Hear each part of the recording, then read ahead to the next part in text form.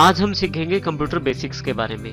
Computer के basics से अभिप्राय आपको कंप्यूटर की बेसिक नॉलेज देने से है, जिससे आप कंप्यूटर को सुचारू रूप से चला सकें। सबसे पहले हम जानकारी लेंगे कंप्यूटर की परिभाषा क्या है, कंप्यूटर की डेफिनेशन क्या है।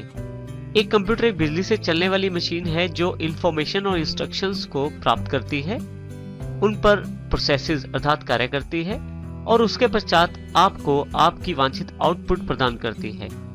ये आउटपुट आप संभाल के भी रख सकते हैं, अर्थात कंप्यूटर में स्टोर कर सकते हैं, जिसका प्रयोग आप बाद में भी कर सकते हैं। अब हम बात करते हैं कंप्यूटर कंपोनेंट्स की।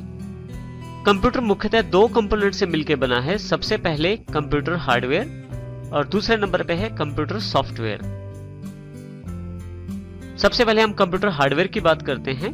कंप्यूटर हार्डवेयर से अभिप्राय सभी इलेक्ट्रॉनिक और फिजिकल पार्ट से है, अर्थात कंप्यूटर के सभी वो भाग जो बिजली से कार्य करते हैं और साथ ही जिनको आप छू सकते हैं, वो सभी भाग कंप्यूटर हार्डवेयर कहलाते हैं। इसी तरह से हमारे पास, यदि हम यहाँ इस पिक्चर में देखें तो हमारे पास काफी तरह के कंप्यूटर हार्डवेयर के पार्ट्स दिखाए गए हैं, जिनका अलग अलग प्रकार का कार्य रहता है। कंप्यूटर हार्डवेयर में सबसे पहले हम बात करते हैं इनपुट डिवाइसेस की। वो डिवाइसेस जिनसे आप कंप्यूटर को कमांड्स दे सकते हैं, इंस्ट्रक्शंस दे सकते हैं, उसे हम इनपुट डिवाइसेस कहते हैं, जिनमें सबसे पहले है कीबोर्ड। कीबोर्ड एक मुख्य डिवाइस रहता है जिससे आप टाइप करके कंप्यूटर को कमांड्स दे सकते हैं। इसी तरह से माउस में आपके पास तीन प्रकार के बटन रहते हैं, लेफ्ट क्लिक, राइट क्लिक और स्क्रॉल बटन। इन तीनों बटन्स की सहायता से भी आप कंप्यूटर को कमांड्स दे सकते हैं। तीसरे नंबर पे हमारे पास अवेलेबल है जॉयस्टिक। कंप्यूटर गेम्स खेलने का सबसे अच्छा माध्यम रहता है जॉयस्टिक के द्वारा गेम्स खेलना। कंप्यूटर में आप गेम्स खेलते समय जॉयस्टिक के साथ कमांड्स दे सकते हैं। इसी तरह से हमारे पास स्कैनर रहता है। स्कैनर जिसका प्रयोग हम डॉक्यूमेंट्स और इमेजेस को स्कैन करने के लिए करते हैं, जिससे कि वो डॉक्यूमेंट्स और इमेजेस हमारे पास कंप्यूटर में अवेलेबल हो जाती हैं। अगली डिवाइसेस हमारे पास हैं आउटपुट डिवाइसेस के रूप में, जिसमें सबसे पहले हमारे पास एलसीडी, एलईडी या मॉनिटर, जिन पर कंप्यूटर अपनी आउटपुट प्रदान करता है। इनमें पिक्चर के रूप में आउटपुट प्रदान की जाती है, जिसमें मुख्य शामिल है एलसीडी, एलईडी या मॉनिटर।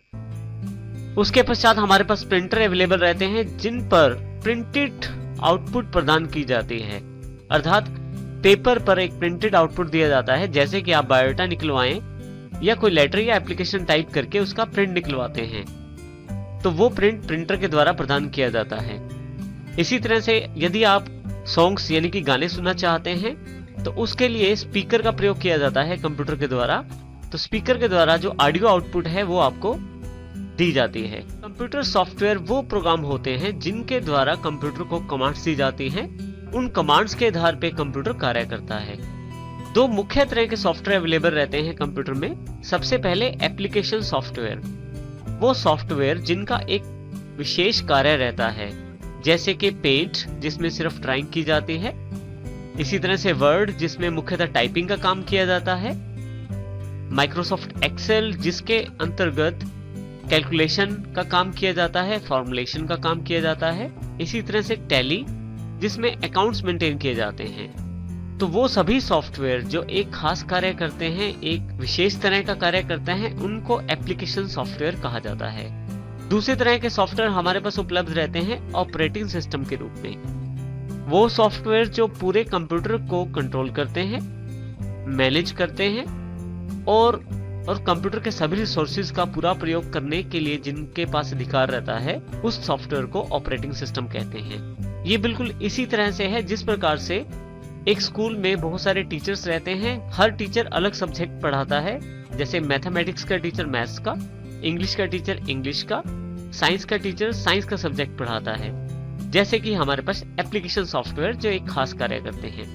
परंतु उन सभी टीचर्स को सहयोग करने के लिए स्कूल या कॉलेज में एक प्रिंसिपल अवेलेबल रहता है, जिसका कार्य उन सभी टीचर्स को सहयोग करना है। तो प्रिंसिपल के रूप में हमारे पास यहाँ ऑपरेटिंग सिस्टम रहता है, जिसका मुख्य कार्य कंप्यूटर के सभी रिसोर्सेज का ध्यान रखना होता है और उनका प्रॉपरली प्रयोग करना होता है। ऑपरेटिंग सिस्टम में सबसे मुख्य है माइक्रोसॉफ्ट के द्वारा प्रदान किया गया माइक्रोसॉफ्ट विंडोज के रूप में ऑपरेटिंग सिस्टम है। जो बहुत ही पॉपुलर और बहुत ही प्रयोग किए जाने वाला ऑपरेटिंग सिस्टम है। इसके अतिरिक्त लाइनेक्स, यूनिक्स और उबुंटू भी बहुत ही महत्वपूर्ण ऑपरेटिंग सिस्टम है।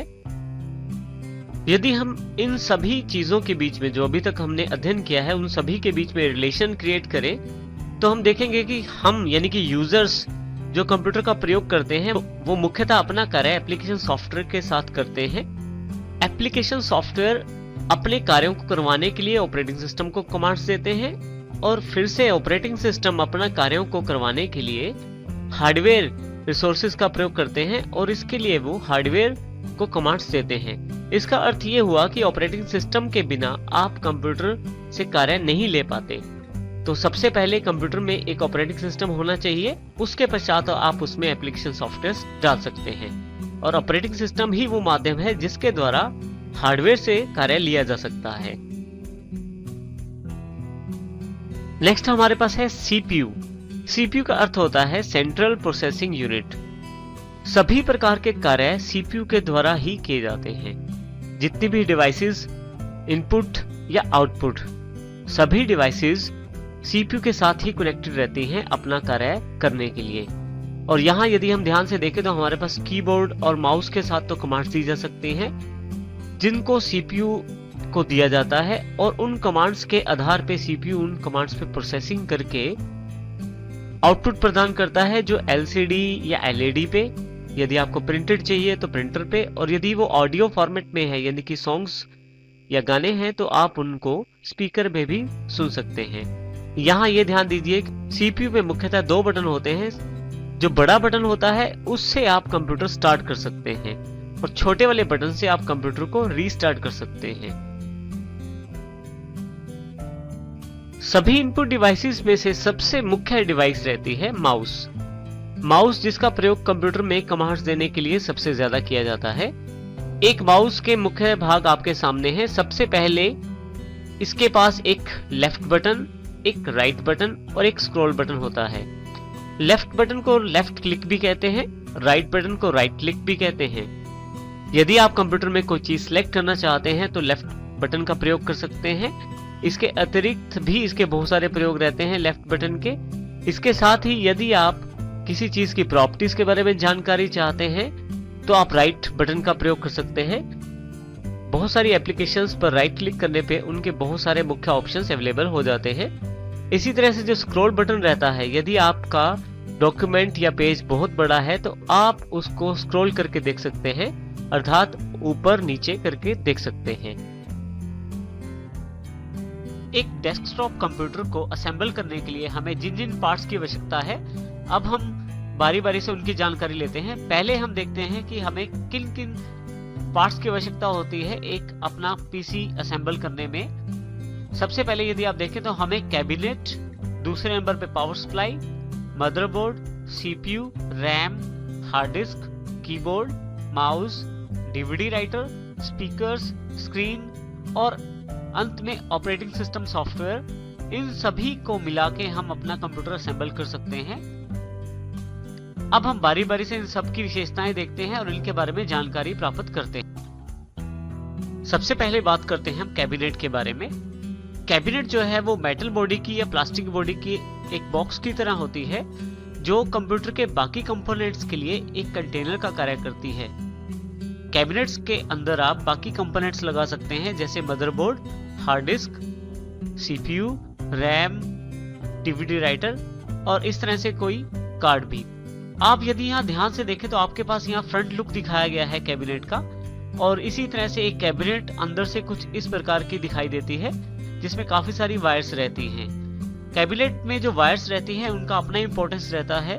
हर एक वायर एक अलग फंक्शन को रिप्रेजेंट करती है। यदि हम यहाँ देखें ध्यान से तो सबसे पहले देखिए हमारे पास फ्रंट पैनल की वायर्स हैं, जिसमें सबसे पहले हम बात करते हैं पावर लेड के बारे में। पावर लेड का अर्थ ये है कि जो इंडिकेटर के रूप में एक एलईडी लगी होती है कैबिनेट के बाहर, उसको पावर देने के लिए हम पावर लेड का इस्तेमाल करते हैं। अर्थात जब हम ये पावर लेड मदरबोर्ड में लगाते हैं तो हमारी कैबिनेट के बाहर लगी हुई एलईडी जलने लगती है जब हमारा कंप्यूटर ऑन होता है, और ये एक इंडिकेशन होता है कि हमारा कंप्यूटर ऑन है या ऑफ है। यदि हमारा कंप्यूटर ऑन है तो पावर लेड ऑन रहती है, यदि हमारा कंप्यूटर ऑफ है तो ये पावर लेड ऑफ रहती है। इसी तरह से एसडीडी लेड रहती है। आपकी हार्ड डिस्क यदि कार्य कर रही होती है तो ये एसडी लेड आपको ये जानकारी देती है कि हार्ड डिस्क का कार्य चल रहा है। एसडीडी लेड भी आपके पास कैबिनेट के ऊपर इस स्थान पे उपलब्ध रहती है। इसी तरह से नेक्स्ट जो केबल है वो पावर एसडब्ल्यू है। पावर एसडब्ल्यू से अर्थ पावर स्विच से है। आप कंप्यूटर को ऑन ऑफ करने के लिए जिस स्विच का इस्तेमाल करते हैं वो इसी तार से जुड़ा होता है। और ये जो पावर एसडब्ल्यू केबल होती है ये मदरबोर्ड में पावर पिन्स के साथ कनेक्टेड हो जाती है। जब आप अपने कैबिनेट में लगे पावर बटन को प्रेस करते हैं तो इस पावर एसडब्ल्यू के साथ ही सिग्नल मदरबोर्ड पे पहुंचता है, जिसके साथ आपका मदरबोर्ड स्टार्ट हो जाता है और आपका कंप्यूटर ऑन हो जाता है। इसी तरह से नेक्स्ट जो केबल इसके अंतर्गत अवेलेबल रहती है वो है रीसेट एसडब्ल्यू। रीसेट एसडब्ल्यू का अर्थ रीसेट स्विच से है। यदि आप अपने कंप्यूटर को रीस्टार्ट करना चाहते हैं तो आप अपनी कंप्यूटर के कैबिनेट पे बने हुए छोटे बटन को प्रेस करते हैं तो आपका कंप्यूटर रीस्टार्ट हो जाता है। और इसमें ये रीसेट एसडब्ल्यू ही मदरबोर्ड तक ये सिग्नल पहुंचाती है। रीसेट एसडब्ल्यू केबल मदरबोर्ड की रीसेट पिनों के साथ अटैच की जाती है। इसी के साथ आपके पास कैबिनेट पे एक फ्रंट पैनल दिया जाता है। फ्रंट पैनल एक तरह से आपके पास कुछ इस प्रकार का होता है इंटरनली, जिसमें आपके पास 2 यूएसबी पॉइंट्स अवेलेबल रहते हैं और एक पॉइंट आपके पास हेडफोन या स्पीकर्स के लिए और दूसरा पॉइंट आपके पास माइक के लिए अवेलेबल रहता है। आंतरिक रूप से ये तारे मदरबोर्ड के साथ जुड़ती हैं, जिनसे आप यूएसबी और स्पीकर्स या माइक की फंक्शनैलिटी को कैबिनेट के आगे वाले कनेक्टर से ही प्रयोग कर सकते हैं। इसके लिए अंदर की तरफ बने हुए 2 जैक होते हैं, एक यूएसबी और दूसरा ऑडियो। यूएसबी आंतरिक रूप से कुछ इस तरह का होता है। यदि आप यहाँ देखें तो आपके पास 10 पिनों में से एक पिन गायब है और यूएसबी पॉइंट के लिए ये सबसे लास्ट पिन रहती है।